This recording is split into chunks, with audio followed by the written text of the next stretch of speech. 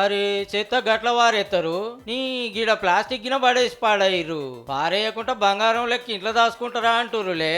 రేపు రేపు బంగారమే అవుతుందేమో, ఎందుకంటే పెట్రోల్ తయారు చేస్తాండ్రు. హౌ దక్షిణ కొరియా దేశంలో సక్సెస్ అయిందట, బండిలో పోతే రైజును ఉరికిందట కూడా.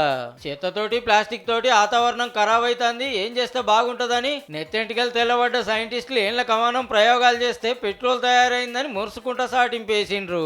ఇప్పుడు చాలా మట్టుకు ఎడారి దేశాలు బాయిలకెళ్ళి దోవుడు బయట దేశాలకు సప్లై చేసి నడుస్తుంది. దేశాలు దాటొచ్చే వరకు ఆడ చారానికి దొరుకుతీడ రూపాయి కాబట్టి ఎన్నో ఎందుకు మనకన్నే తీసుకోరాదుర్రి. లీటర్ 107 రూపాయలు, అప్పట్లో 120 దాకా ఉరికే మీటరు.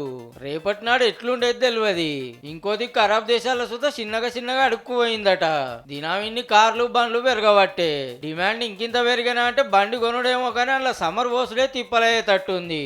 17 దునియాలో 40 కోట్ల టన్నుల ప్లాస్టిక్ చెత్త మోపైతుంది. అదంతా కాల పెడితే గాలి ఇంకింత గలీజు.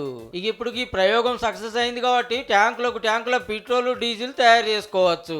ఈ టెక్నాలజీ మనకాడిగిన జప్పునొస్తే బాగుండు అనిపిస్తుందిలే. హచ్చన అంటే రోడ్ల మీద ఉన్న చెత్త ఏరుకొచ్చి ఇంట్లో దాచుకునే కథ అయితే ఉండొచ్చు పో.